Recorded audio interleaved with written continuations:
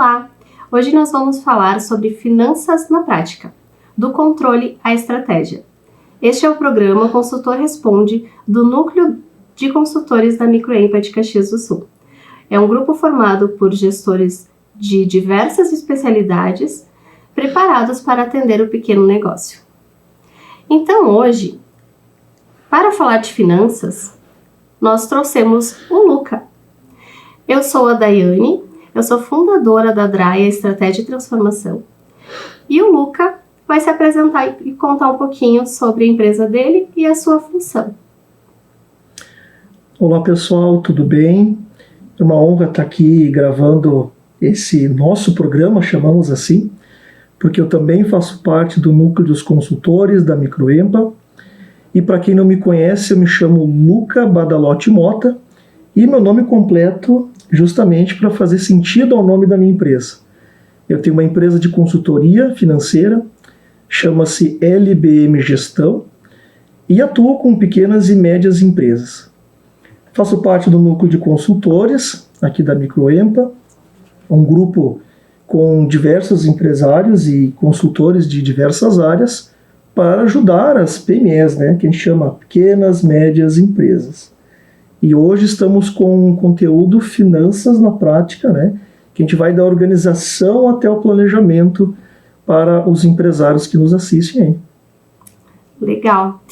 Então, Luca, nos conta um pouquinho assim sobre como é o dia a dia da consultoria financeira dentro dos pequenos negócios. O que tu percebe da principal necessidade e demanda que tu recebe dos pequenos empresários, até dos MEIs, porque a Microempa ela foca nesse público, nos nossos associados. Conta um pouquinho. Bom, para começar, quando um empresário, um pequeno empresário, ele chega até mim, até a empresa, por canais, por redes sociais, por Microempa, o pequeno empresário, o médio ou até o grande, às vezes que bate ali, ele, muitas das vezes, ele chega querendo escalar, querendo planejamento, querendo aí uma empresa abrir segunda unidade, contratar mais, aumentar o tamanho da empresa. E na consultoria, uma das primeiras coisas que eu bato muito nessa tecla é fazer um diagnóstico financeiro, que é a primeira coisa que a gente faz, Então, o diagnóstico, ele tem algumas etapas, Então, pode ser não só uma visita até o cliente, ou de forma online, ou presencial, mas um diagnóstico são algumas perguntas, um pouquinho mais técnicas, e outras mais para conhecer o negócio, Então, se o empresário tem uma loja física, se ele tem online, se ele tem serviço agregado, quantos funcionários tem, quem trabalha.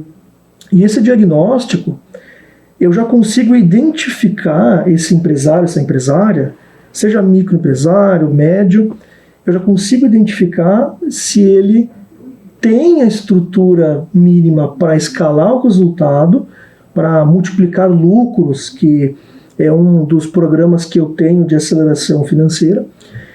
E quando ele não tem o devido controle, a devida estrutura, mistura conta do empresário com a conta jurídica da empresa, isso é um grave problema.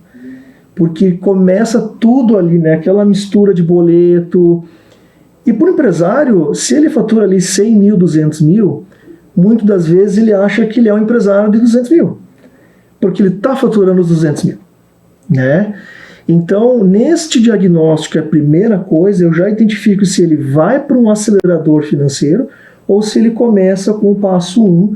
Vamos organizar, vamos ver se vai trabalhar com planilhas ou com um sistema de gestão. Se ele vai... como que ele vai fazer os controles. Entender a operação dele. Entender uma operação básica. Como que ele é serviço, é produto, Isso. Entender como ele vai operar e principalmente, porque assim, para nós poder chegar nesse ponto, para entender onde ele está, e onde ele quer chegar, nós precisamos de dados, Nós precisamos de números e eles têm medo dos números. né? Eu digo que uma das travas que trava o crescimento de um negócio, o primeiro é o medo dos números, né? Mas quando eles conseguem entender que aquele registro, aquele controle, que pode ser por uma planilha, que pode ser num sistema financeiro, num ERP, que pode ser no caderninho, né? É pequeno, é um MEI, começou agora, comecei a fazer bolo para vender, né? Gente, é muito importante, pega o caderninho e começa a escrever, né? Quanto tu comprou de material, de produto para fazer o bolo, né? Quanto tu comprou, quanto tu usou para fazer aquele bolo da Maria, que pesava 3 quilos, né? Quanto tu precisa para fazer um bolo de 5, né? Será que se chegar hoje um pedido, né? Eu preciso de um bolo para amanhã. Será que você vai ter em estoque o material que você precisa? Será que tu precisa investir algo para começar a fazer aquele bolo? Será que tu tem esse investimento? Em casos de serviços, né? Que não precisa necessariamente ter esse investimento inicial. Mas, assim, quanto é o meu... isso é uma dúvida que sempre se tem, sabe, Luca?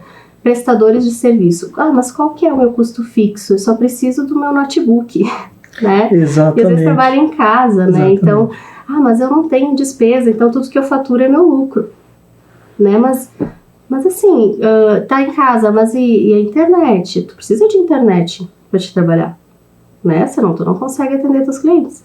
Aí tu precisa da luz, né? Então tu precisa ter uma estrutura básica para poder trabalhar, né? E também entender aonde quer chegar, né? Porque assim, quando a gente começa a fazer esse controle, quando a gente começa a colocar no papel, a gente pode começar a comparar. E aí a gente começa a entender os números, né? Como tu sente isso assim? Um ponto bem interessante, quem está começando é a consciência de anotar, né? Muitas das vezes ele começou lá nós estamos em 25, né? Então ele começou lá em 24, ele comprou um ingrediente, um insumo, um material, uma peça lá em 24. Nós estamos já em agosto de 25. Então significa o quê? Que com certeza já teve 1 ou 2 ou 3 ou mais reajustes nesse insumo. Então, de acordo com o serviço ou o comércio, e comércio tem físico e online, qual foi a última compra? O teu ramo, né? Então eu costumo chamar de sazonalidade. Então tem alguns cases ali comigo de floricultura, por exemplo. O pessoal que vai me assistir vai saber que estou falando deles. Uma rosa, no período lá, quando é próprio pela ela tá ali, ela custa lá 70, 80, o ramalhete, né? O ramo, que diz assim, né? R$80. Quando é no inverno, o mesmo da rosa vermelha, naquela região que eu atendo, ele custa R$300. Então, o produto que é vendido 300, 400, fora da sazonalidade dela ali, ela vai estar vendendo a 1.000, 1.500, né? Tem gente que paga? Sim, porque o produto continua, né? E depois tem a oferta e a demanda. Mas eu costumo dizer assim, naqueles clientes que vão trabalhar com fazer bolo, eu preciso da peça, mais a mão de obra, eu preciso fazer uma receita, digamos assim. É fazer a tal da ficha técnica. Uma ficha técnica, muitas vezes tu abre uma planilha cheio de linhas, cheio de informação, eles se apavoram. Aí que entra o consultor, né? Que a gente vai fazer o seguinte: pega teu caderninho, pega aí com certeza o empresário, o micro, médio, ele já tem anotado em algum lugar. Me dá aí um produto que nós vamos fazer tudo só o preenchimento aqui. 100 gramas desse, 50 desse, hamburgueria, vai lá, alface, tomate, hambúrguer, você monta tudo isso aí. Depois, a gente vai lá para os custos variáveis, preenche tudo aquilo, taxa de maquininha, cartão, imposto, tudo isso. No final, a gente marca o lucro, marca quanto quer investir. A planilha automaticamente já deu o primeiro cálculo lá. Ele já começa a ver, já funcionou automático. Poxa, eu não precisei fazer nada, você viu isso? Quer dizer, eu também nos meus atendimentos, eu tenho diversas planilhas muito poderosas, né?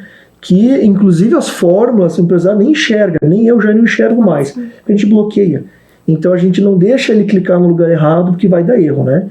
No sistema também, você vai só preencher as informações e ele vai dar isso aí. Ele vai dar o resultado final, que é o preço final falando de preço. No final de toda uma consultoria de precificação, vamos dar um exemplo, todo o custo fixo preenchido, todos os variáveis, todos os produtos, quanto custa, eu costumo ir para um cenário de vendas, né? Então, mesmo você começando ou você já tendo um histórico, você vai lá e vai colocar quantos que você vende de cada um, e aí no final ele vai montar quanto que custou, quanto que vendeu, ele vai montando, digamos, o teu financeiro, certo? E em muitos casos é só o empresário preencher. E aí que entra, vamos chamar uma sub-área dentro da gestão financeira, de diversas, né, Daiane? Que é o quê? A consultoria financeira para instruir como fazer ou até fazer por ele, né? E também, eu quando chego na consultoria financeira, Luca, eu tenho lá 200 produtos para precificar, quem é que vai fazer isso, né?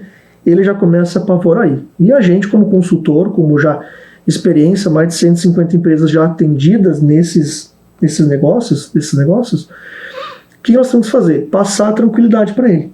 Olha, você tem algumas opções. Trabalha sozinho? Tem algum sócio que faz? Não.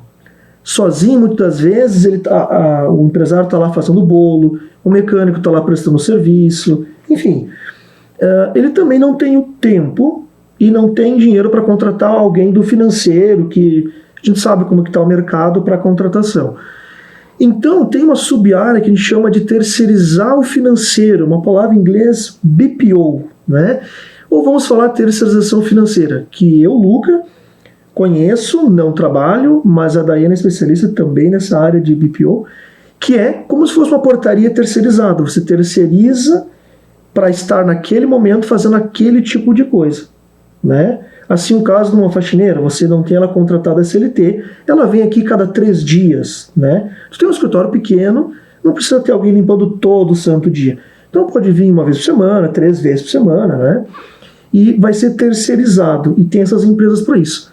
Da mesma forma na gestão financeira, que é assim, você ir lá e contratar essa empresa vai pagar e vai... Me diz aí, Daiane, o empresário tem medo, vai mexer na minha conta financeira? Como é que é isso, né? Como a gente não faz, a gente está indicando um outro profissional e com certeza dentro do nosso grupo que está cada vez crescendo, então ele tem esse medo, além dos números, agora tem que ter alguém para fazer meus números, né?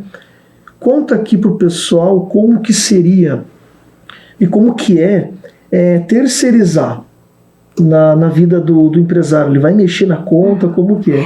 Tu sabe que a terceirização do financeiro, ela é um pouco mais melindrosa, né? Porque qualquer contratação de financeiro, o empresário ele já fica receoso, né? Uhum. Então, mesmo que a pessoa esteja trabalhando lá dentro da empresa. A terceirização do financeiro, o BPO financeiro que nós chamamos hoje, nada mais vamos pensar numa empresa de marketing, né? Hoje é super comum.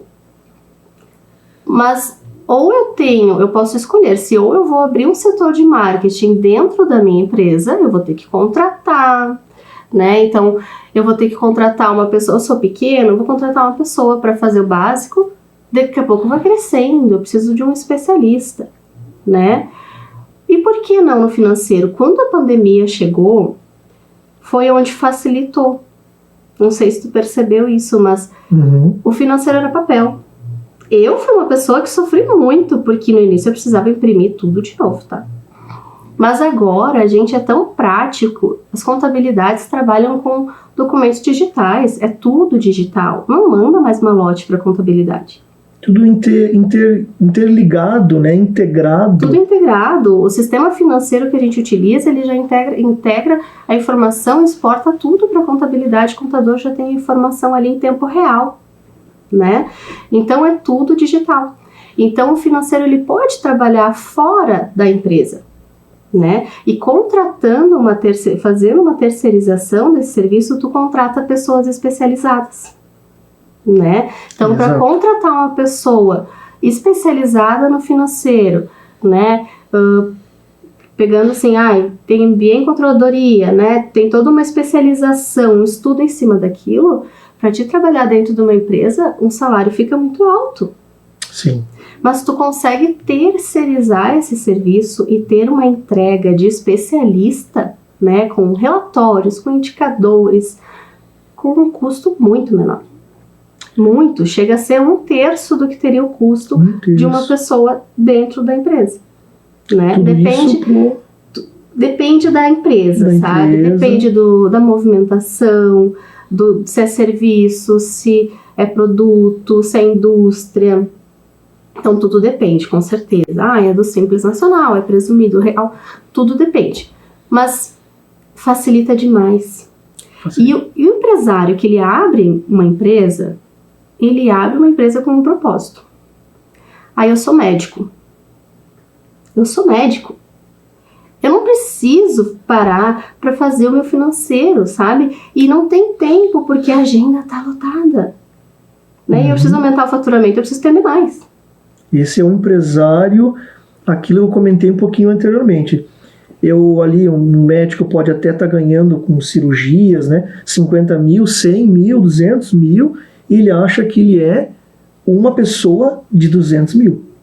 Um dos pontos que nós aqui do financeiro batemos muito na tecla é o faturamento diferente de lucro. Exatamente. E lucro diferente de caixa. Né? Então você vender qualquer coisa, qualquer produto, você não está ganhando todo aquele valor, você vai ter teus custos.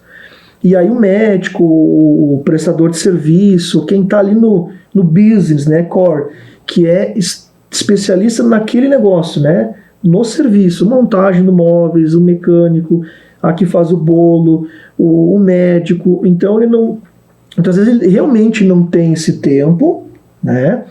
Mas aí que entra o primeiro passo logo após que a gente iniciou, né? Com o diagnóstico. Bom, e aí como que funciona? Pergunta, como que é a consultoria? Como que funciona? É a gente falar quantas reuniões vai ter, o que exatamente a gente vai ter, mas primeira coisa, você tem um sistema aí, você já tem 2, 3 funcionários, né? Pensa só, uma única planilha, a pessoa lá do estoque acessando, o vendedor externo fazendo venda, o marketing tentando buscar uma informação que ele não sabe, entende?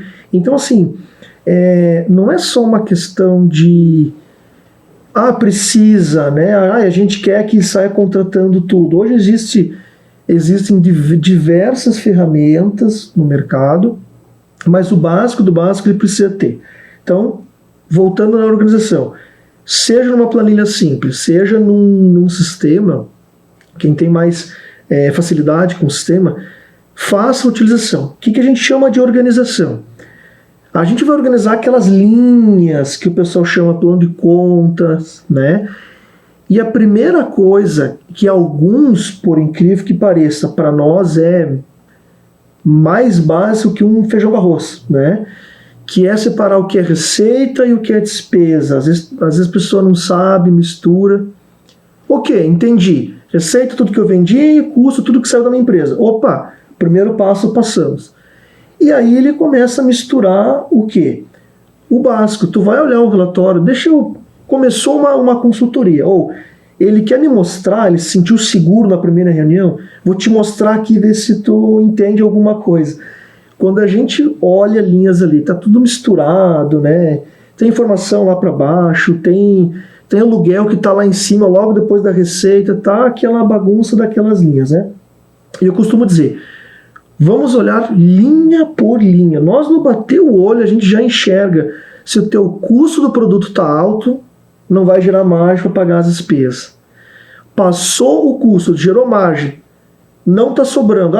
Tu tem um comércio físico, não está te sobrando ali comércio 10, 15, até 20%, vamos botar de 10 a 15%. No teu comércio tem coisa muito errada aí. Está te sobrando 3%, às vezes não está sobrando. Certo? E no bater o olho ali a gente já consegue identificar. E é isso que o empresário ele tem que fazer. Claro, Vai ter um que outro, algum termo técnico? Vai, né? Mas no bater o olho ele já consegue identificar, ele vai durante a consultoria, e nós na primeira vez, durante a consultoria ele vai conseguindo entender. Então quer dizer que se não sobrar margem é porque daqui para cima está errado. Então no decorrer da consultoria ele vai entendendo, né? Uma coisa que o empresário sabe bastante eu pago tanto de aluguel, é o único custo fixo que ele sabe decor. Folha de pagamento ele não acompanha, né? Nós, dentro da consultoria, eu principalmente, eu tenho um outro diagnóstico de 10 áreas. A gente vai do societário, ali na divisão, né, até o planejamento estratégico. E quando você vê que não tem marketing, não tem um setor comercial, mão de obra para que você presta, está sempre com problema, oscilando, contrata, descontrata, contrata, descontrata. E alguns empresários, por que 10 áreas se você é de financeiro? Se você acertar ou você errar, aonde que vai dar o estouro financeiro? Vai dar dentro do setor, nos teus números. Certo? Isso é o financeiro parece sempre intruso, né? Parece que quer se meter nas outras áreas, né?